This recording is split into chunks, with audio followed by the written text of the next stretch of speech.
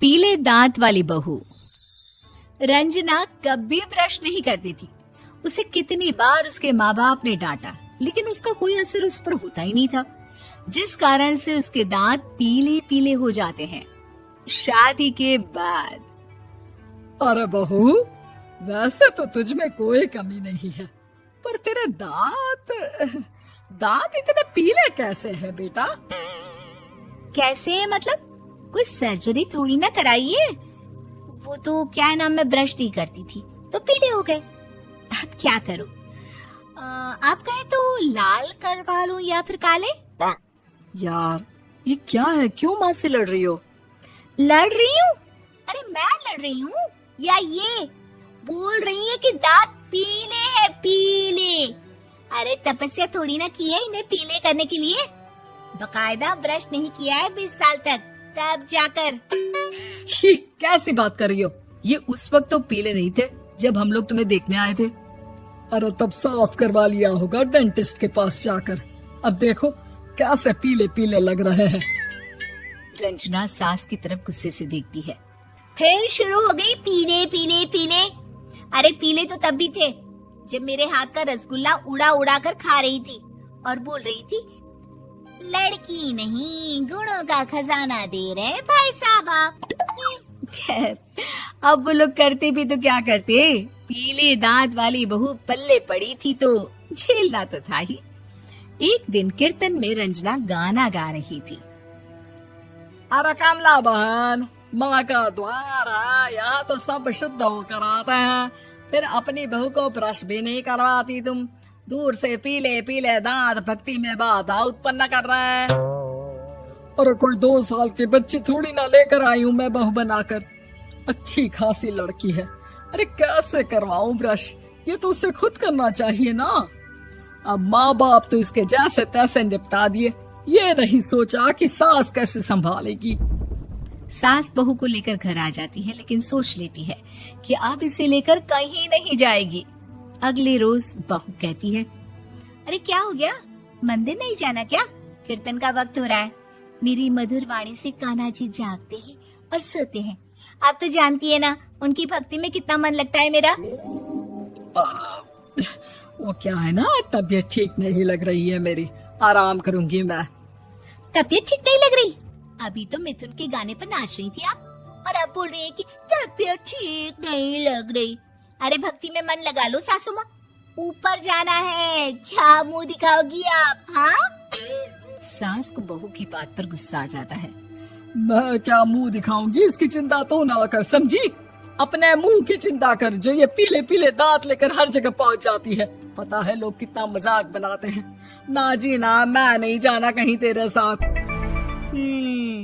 तो ये बात है, कोई ना, मत जाओ, मैं अपने कमरे में ही बैठकर भक्ति कर लूंगी। ऊपर वाला दांत थोड़ी ना देखता है, मन देखता है, भावना देखता है। और अरे बस बस, तू सब कुछ दिखा, बस ये सफेद चमकदार दांत ना दिखाना किसी को, है? जा यहाँ से। बहू को सास की बात का कोई फर्क नहीं पड़ता, वो तो जैसी थी वैसी ही रह जाती है। सुबह नहाकर किचन में खाना बनाना, फिर खाना खाना, कीर्तन भजन करना और सो जाना। एक दिन, माँ जी मैं सहेली के घर जा रही हूँ, शाम को लेट आऊंगी। हाँ हाँ तो जाना, मैंने कौन सा तेरी आरती करनी है घर पर बैठकर। रंजना सहेली के घर जाती है, जहाँ वो पार्टी में जाने की तैयारी कर रही होती है। अरे शिखा, कहाँ जाने की तैयारी कर रही है? मैं गलत वक्त पर आ गई क्या? अरे नहीं यार, उल्टा सही वक्त पर आ गया। मैंने ये साड़ी और ज्वेलरी निकाली है यार, शाम को इनके ऑफिस की एक पार्टी में जाना है। बताना कैसा लग रहा है ये सब? नहीं यार, इस ड्रेस के साथ तो वो वाली ज्वेलरी अच्छी लगेगी। हाँ हाँ सही बोल रही है, मैंने ध्यान ही नहीं दिया। वैसे तो हमेशा से मस्त फैशन सेंस रखती है। तो बड़ा जाती होगी ना पति के साथ पार्टी में।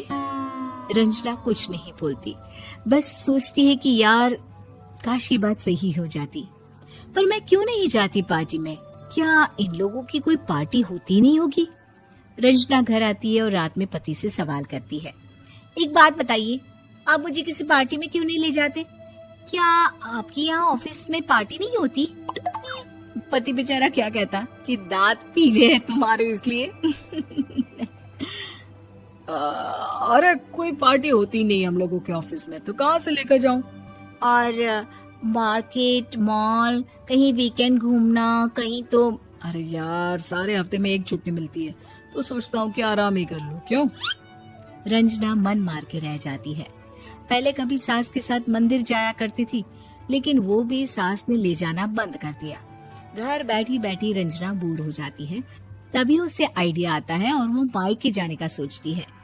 सासू माँ, 2 दिनों के लिए मम्मी के घर जा रही हूँ। अच्छा अच्छा ठीक है, आराम से जा। और हाँ, माँ से कुछ अच्छी आदत सीख कर आना कि कैसे शरीर के हर भाग की तरह दांतों की सफाई भी जरूरी होती है, समझी? शुरू हो गई ना आप। वो लोग आपकी तरह नहीं है कि छोटी छोटी बात का बतंगड़ बना दे। उन लोगों के लिए मैं मायने रखती हूँ, ना कि मेरे पीले पीले दांत। रंजना माँ को बिना बताए उन लोगों को सरप्राइज देती है, लेकिन जैसे ही वो दरवाजे पर पहुंचती है, अंदर देखती है कि घर वाले कहीं जा रहे होते हैं। अब माँ, काश रंजना दीदी के दांतों वाली प्रॉब्लम नहीं होती, तो वो भी हम लोगों के साथ चलती ना बुआ जी की बेटी की शादी में। हाँ बेटा, लेकिन अब उसे कौन समझाए कि उसको उसके पीले दांत नहीं दिखते, लेकिन उसके आसपास के लोगों को कितना एम्बैरेसिंग फील कराते हैं। मुझे तो कितनी बार उसके स्कूल की टीचर ने शिकायत की कि उसके साथ कोई लड़की बैठना भी नहीं चाहती, और ना ही कॉलेज में कोई उससे बात करना चाहता था। लेकिन पता नहीं क्यों उसे ये बात समझ में ही नहीं आती। कोई कमी नहीं है उस लड़की में, बस यही कि दांत पीले हैं। वो तो भला हो जीजा जी और उनकी माँ का, जो दीदी को जैसी है वैसे ही रखा हुआ है। रंजना को अपने घर वालों की बात सुनकर बहुत दुख होता है। वो सोचती है कि वो क्या करे, लेकिन फिर वो सीधा डेंटिस्ट के पास जाती है, अपने दांत चमकाती है और कसम खाती है कि वो रोज ब्रश करेगी। अरे क्या हो गया?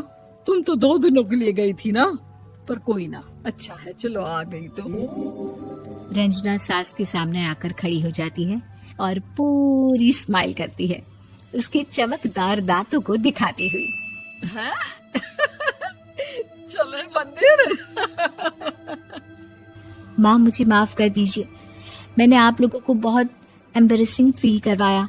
मैं आज से रोज ब्रश करूंगी।